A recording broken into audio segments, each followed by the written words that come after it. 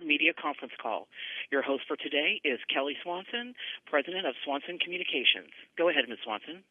Thank you, operator. Thanks, everybody, for joining in from the World Tour to Fight Week. We are days away from a really, really big event, Floyd Mayweather versus Conor McGregor. And I'm going to go ahead and introduce the participants today on the call. Of course, the one and only Floyd Mayweather, joined by Leonard Ellerbe, CEO, Mayweather Promotions, and Steven Espinoza, Executive VP and General Manager of Showtime Sports. And at this time, I'll turn it over to Leonard Ellerbe to begin the call. Leonard? Thank you, Kelly. I would like to thank everyone for joining this call today. We have a great event next Saturday, and we're excited.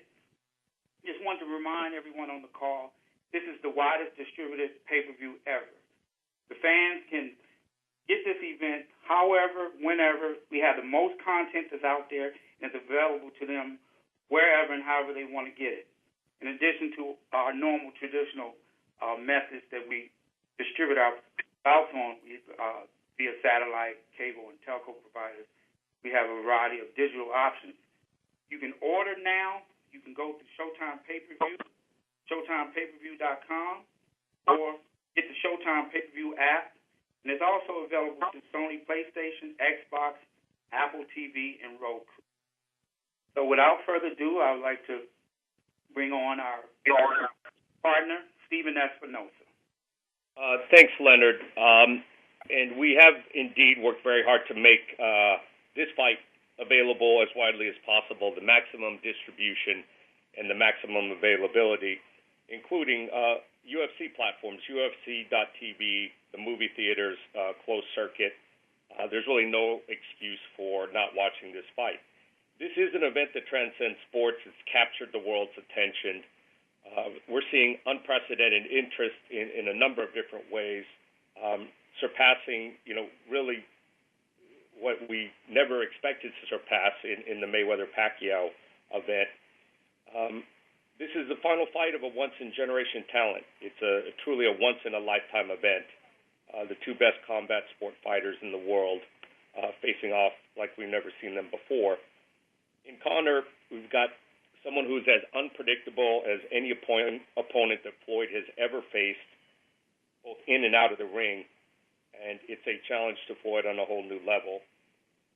We're supporting this matchup with three high-quality matchups from Mayweather Promotions, two world title fights, headlined, of course, by one of my personal favorites as a fan, Gervonta Davis, the U.S.'s youngest world champion, defending his title. We also have the light heavyweight world championship and a all-action opening fight as well. Last point, we are encouraging fans to buy early. There will be unprecedented activity on fight day. Very possible that we're exceeding Mayweather-Pacquiao. We certainly are seeing activity which is far in excess of that. I know all of you guys have heard that before, but to give you some specifics, when we post things, we're seeing things in the millions of views. When we do a Snapchat story and within 48 hours, it's at 4.5 to 5 million views, we know we have an unprecedented event. And in order to avoid the rush, we are reminding people to buy early as much as possible. Leonard, back to you. Thank you, Stephen. So, without further ado, ladies and gentlemen, none other than the money man himself, Floyd Mayweather. Hey, everybody. I want to say thanks for having me on this call. I want to thank you guys for, writing about me for the last 21 years and keeping me relevant. And without the writers and the people that's supporting this event, just period, throughout my whole career, I wouldn't be where I'm at. So I just want to say, to every writer that's on this phone, to every blogger that's on this phone, I just want to say thank you. I appreciate you. Mayweather Promotions appreciate you. Showtime appreciates you. CBS appreciates you. MGM Grand appreciates you. Swanson Communications appreciates you. My team, my family, and my staff, everybody appreciates the stories and all the bloggers, the sports writers, and everyone. We just want to say thank you. and now we can get on with the questions. Okay, operator, let's go ahead and open it up for the questions, please. Ladies and gentlemen, if you'd like to ask a question, please press star 1 on your phone. Again, to ask a question, please press star 1. Please hold as we wait for questions.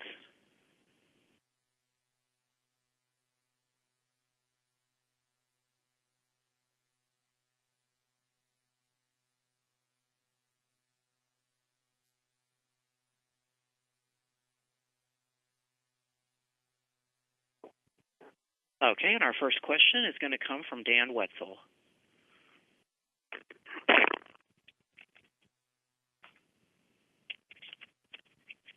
Hello? Go ahead, Mr. Wetzel. Hello? Hey, I'm here. What's going on? How are you? Hey, look, this is. I wanted to ask you about this being your last fight, and obviously boxing's a dangerous sport, and doesn't lend itself to nostalgia the way maybe like a Kobe Bryant's last game or something like that is. But as you prepare for this, do you spend any time thinking about this is the last camp, this is going to be the last weigh-in, or do you think back at all to the start of your career? Actually, I thought that Andre Berto, I thought that was going to be the last weigh-in. I thought that was going to be the last training camp. I mean, just honestly speaking, I thought that was going to be my last everything. But, you know, you just don't never know what can happen. You know, we're here with this big event, you know. So it's just that this is my last one, ladies and gentlemen. I gave my word to Al Heyman. I gave my word to my children. And one thing I don't want to do is, break that. I gave Heyman my word. I gave my children my word. I'm going to stick to my word. This will be my last fight. Our next question comes from Lance Pugmire of Los Angeles Times. Hey, Floyd. Good to talk to you. As you look back, as you retrace your steps, kind of building on what Dan was asking you about, you know, you were struggling to gain attention around the area of 2005 before you aligned with Al Heyman. What was really the seminal moment for you that really turned the tide and got everyone's attention for you? Was it more like aligning with Al Heyman and following the plan that both of you guys laid out? Was it 24/7, or what exactly do you think turned the tide? I just want to touch on something. Floyd Mayweather has never been struggling. They're just for starters. So we can clean it up right now. Floyd Mayweather has never been struggling. You know, the thing is this. Me and Al Heyman joined forces because when Al Heyman seen me, he seen not just a fighter, but a person with a sharp mind, very articulate and very smart, not just in the ring, but outside the ring. And he knew that we can be a powerful force together. Now, once again, you know, when I fought Diego Corrales, I done good numbers. When I fought Angel Man Freddy, I done good numbers. You know, in the list before I even got to Heyman, I done good numbers. But me and Heyman came together and had a game plan. Whereas when I was dealing with people in the past, nobody never really had a game plan. I had a game plan. Leonard had a game plan. Me and Leonard both had a game plan, but it was a missing piece. So, but when we all came together as one, that's when I came up with the game plan, and they started putting everything into play. Yeah, and also after this fight, how do you think you're going to spend your life? I know you got Mayweather Promotions, but what else are you going to be involved in, and what are you going to be doing as the days pass? My real estate portfolio is truly amazing. You know, I have the real estate. I have a real estate that's very, very huge. That's a huge part of my life. You know, my children are going to college, so that's going to take up a lot of my time because, you know, education is extremely important in my home. You know, I want my kids to do something that I wasn't able to do. I want them to be able to go to college, and then the businesses that I leave for them, I want them to be able to take those businesses and take them to the next level. And, you know, if I took a business and made $100 million, I want them to take it to the next level to make $400 or $500 million. So it's all about giving back.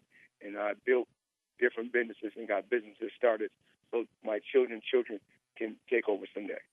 Yeah, Lance and Stephen, just I know you didn't ask it to me, but I'll answer it anyway. I think a critical a critical turning point in Floyd's career was buying himself out of the top-ranked contract.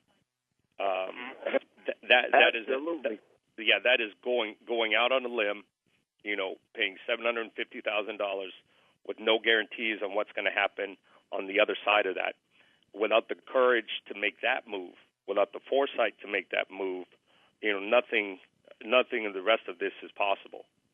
So, it's easy to sit back and say, and forget that it all starts with taking risk. No one has this level of success without taking a risk, and that's one very tangible point where Floyd put his money where his mouth is, took the risk, and was able to reap the rewards.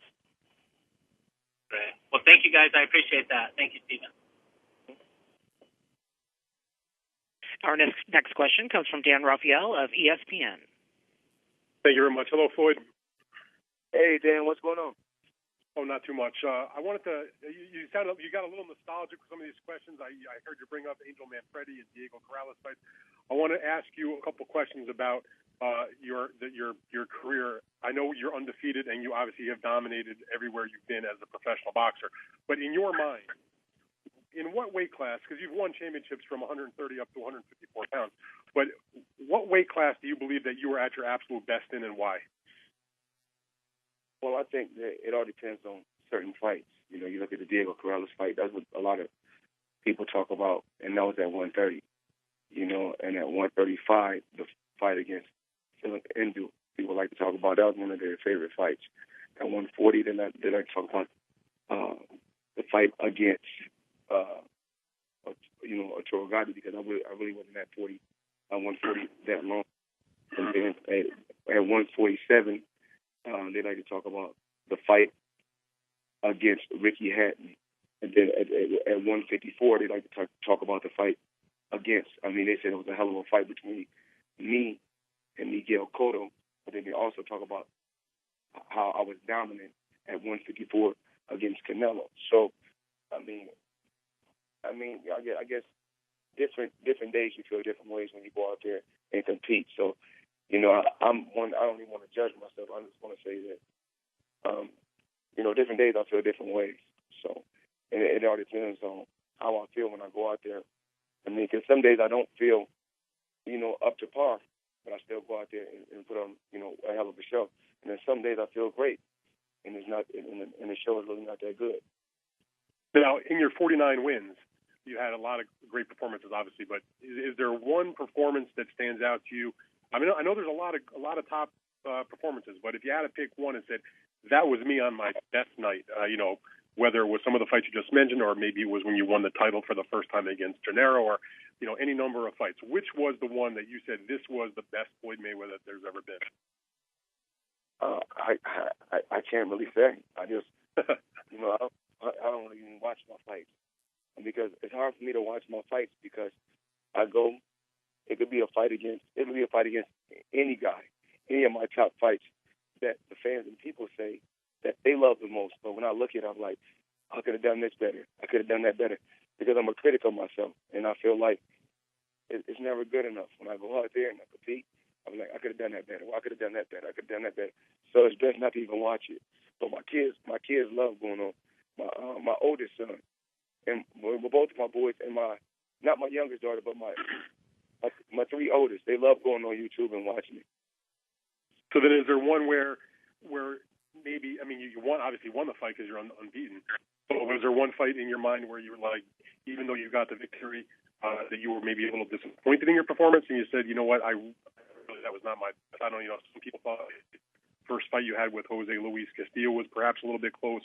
I know you've always said that your toughest fight was against Emmanuel Augustus. Which was the one that you felt like, you know what, I won the fight, but yeah, that wasn't my best? I won the fight probably against. It's been a few fights where I probably said, yeah, I won, but that wasn't my best. It's been a few fights. I said, I won, but I wasn't at my best. But I'll come back and look better the next time. Well, look a lot better the next time. All right, Floyd, thank you very much. I look forward to seeing you next week. Thank you. Our next question comes from Martin Rogers of USA Today. Hi, Floyd. When you fought Ricky Hatton in 2007, there was an incredibly strong British traveling presence. There may be the same here with McGregor because of the support that he enjoys. What do you expect the atmosphere and the level of crowd support to be like on the night, and how do you think that will be divided between yourself and him? Well, it really doesn't have anything to do with the crowd. It has something to do with the two competitors. It can be pro-McGregor. It could be pro-Mayweather, but it's all about excitement. The people it's all about giving everybody excitement. My fans as well as his fans. That's really what it's about. And even with the Ricky Hatton fight, I want to touch on the subject so everybody know that me and Ricky Hatton actually fought at 147, but we fought in 10-ounce gloves. So I just want to make sure everybody on the phone is aware of me and Rick. When me and Ricky Hatton competed and fought against each other, we wore 10-ounce gloves, and we was 147 pounds. On Conor's call yesterday, somebody said that you had fought almost every fight in your career with 8-ounce gloves and not 10. Is that true? How often have you used the 8-ounce gloves, and how often the 10-ounce gloves? Well, when you're fighting it's how the weight classes go. From 147 all the way down in boxing weight classes, you fight in 8-ounce gloves. From 154 all the way to heavyweight, you fight in 10-ounce gloves. But at one particular time in boxing, there was a lot of head trauma and head injuries. At I think around 140 pounds, 147 pounds. So they had brought 10-ounce gloves in for the fighters to wear at 147 and 140. And then I think at 135 all the way down, they were letting fighters wear 8-ounce gloves. But then they went back. I guess they wasn't getting the blood, sweat, and tears they expected to get, so they had to go back to the guys wearing 8-ounce gloves at 147 all the way down. Thank you.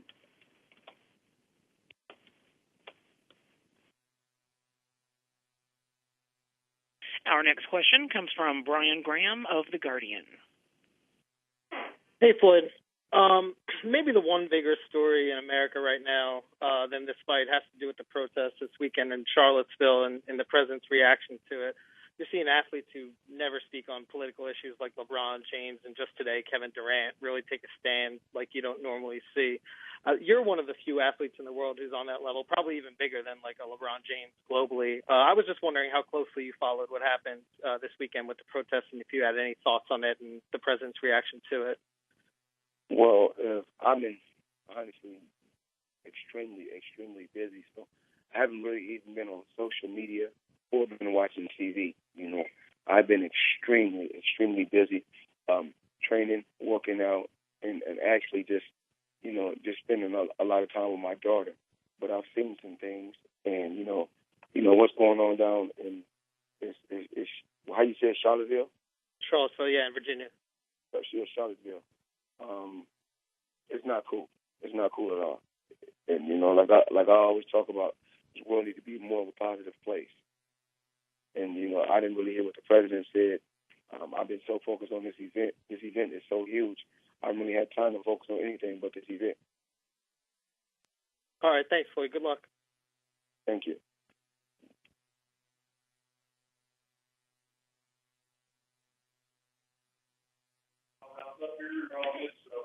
Our next question comes from Gareth Davies of Daily Telegraph.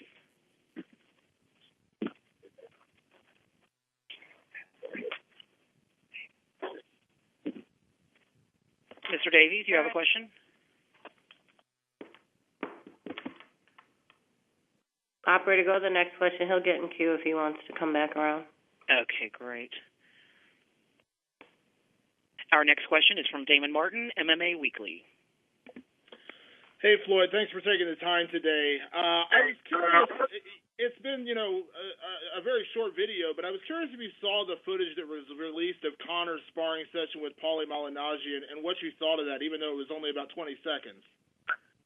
I had a chance to see it, and my thoughts is, I think it was real interesting, but a lot of rabbit punching, illegal rabbit punching behind the head. A lot of shots was illegal. A lot of grappling, a lot of wrestling, a lot of illegal shots. I mean, that's just my honest opinion. But I think that I'm pretty sure the referee is going to be fair on both sides. I want the referee to be fair and treat both competitors, myself and Conor McGregor, treat us both, be even and treat us fair. And I just want to have a good solid fight. Did you believe that he got the knockdown on Paulie based on the video we saw? I mean, last time I checked, some may call it a knockdown, some may not call it a knockdown. At the end of the day, it only counts once you get under the lights. That's just the gym. We can't judge. We shouldn't be here judging Paulie, a guy that's been retired and just commentating and traveling the world and not going to the gym at all. Just going in there with a guy who's just working out, an athlete, period, that's just working out, just every day. And honestly, it shouldn't have even went 12 rounds with a young guy that's active.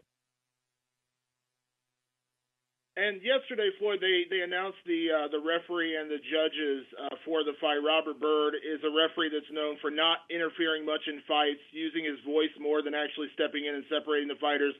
I want to get your reaction on that assignment of the referee, and do you think that will play a part in the fight at all?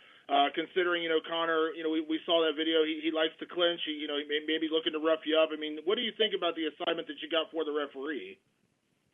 Like I said, I truly believe the ref is going to do his job. The referee's job is to make sure the fighters that he's keeping the bout clean.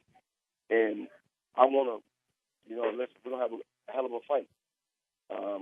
Like I said on numerous occasions, building up to this fight, I'm coming straight ahead. So he don't have nothing to worry about. And I look forward to following the Queensberry rules of boxing, and I'm pretty sure he looks forward to following the Queensberry rules of boxing. He had Joe Cortez in his training camp, which is a great thing. Even though he had Joe Cortez in his training camp, I still seen him being extremely dirty. But my job is not to worry about the referee. My job is to go out there and fight and let the referee do his job. Yeah. Let me add on to that. We're very pleased with the selection of all the officials that we have for the entire card for August 26th, with the referee included. Nevada Athletic Commission is the best commission out there, and they have the best officials in place, and we're very happy. And last question, Floyd. The other big thing that came out yesterday, which you've kind of addressed, is the 8-ounce gloves. Obviously, you fought in 8-ounce gloves, but do you think that favors you or Conor more, the fact that they dropped the glove size down to 8 ounces, or how do you think that really affects the outcome of this fight?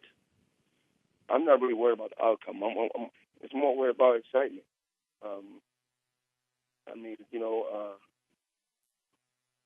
understand he's used to fighting in 4-ounce gloves. If you go to my social media page, you'll see what I put out there to the world to see. I said, if you want to fight, and I want to make him feel comfortable as possible. I'm not going to have any excuses, and I don't want him to have any excuses. Thanks, Floyd.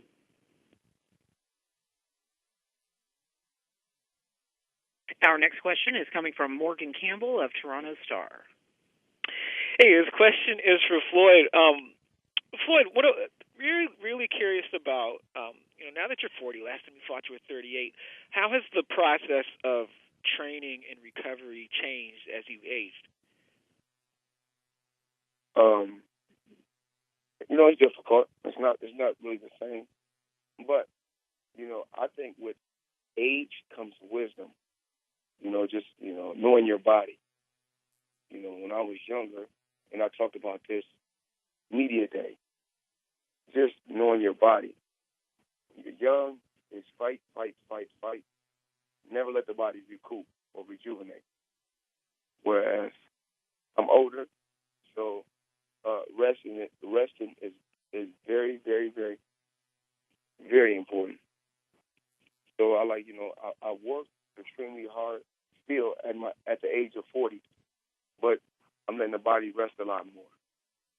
And that's why, you guys seen on All Access, you seen I was taking yoga. I have a whole team, that, when I'm resting, they help me keep my body intact and in order. Okay, so then looking at your interview with Stephen A. Smith from the other week, you said, Conor's a lot younger. I'm slipping. I've lost a step. Like, how much do you really believe that, and how much are you saying that to generate interest in the fight from the standpoint that it seems more even if you can sell the idea that you've slipped? Well, I'm just being honest. I don't think that I'm the same Floyd Mayweather that I was 21 years ago. Of course not. And I don't think that I'm the same Floyd Mayweather that I was 10 years ago. I'm not even the same Floyd Mayweather that I was 5 or 2 years ago. But I still said that I still have a high IQ in that ring. And I said, experience-wise, it leans towards me. Just period. Most time when I go out there and compete against any fighter, experience will always lean towards me because I have, I've been in the ring and been at such a high level for so long. Okay, thank you, Floyd. Thank you. Our next question is from John Elegant of New York Times. Hi, Floyd. Last year in that Fight Hype interview, you said when you were referring to McGregor, you were saying, quote, "They say he talked a lot of trash and people praise him for it, but when I did it, they say I'm cocky and arrogant, so biased. Like I said before, all I'm saying is I ain't racist at all, but I'm telling you racism still exists." And I was curious, now that you've been through like this press tour and whatnot with McGregor, how do you feel fans or maybe even others, maybe journalists or others in boxing, how do you feel that they treat you all differently, and do you believe race plays any role in that? I know the phone kind of messed up. Say it. Hello? I'm sorry. Did you hear the last part of the question? It just like at the end, I didn't hear the end part. You said about the writers in the media. Yeah, I was saying now that you've been through like this press tour and everything with McGregor, how do you feel the fans, or maybe even others, maybe it be writers or other people in boxing, how do you feel that they treat you all differently, you and McGregor differently, and do you believe that race plays any role in that? I mean, I don't, I'm not gonna even really touch on that anymore. I spoke on that. I'm gonna leave it where I left it at. I spoke about that before. I'm gonna let Leonard Ellaby kind of touch on that subject. Because, he's just Leonard, go ahead and touch on that subject.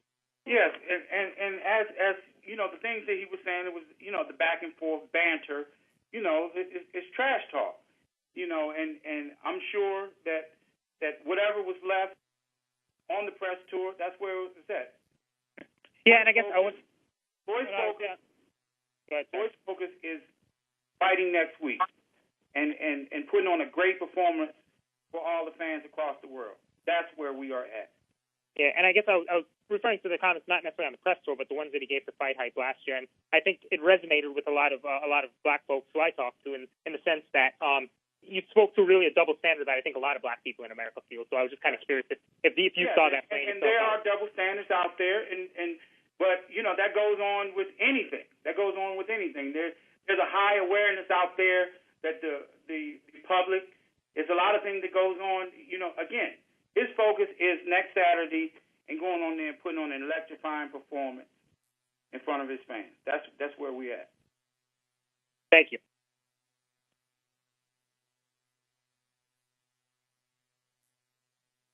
Our next question comes from Luke Reddy of BBC Sports. Hi, Floyd. How you doing? Hey, how you doing? Very good, thank you.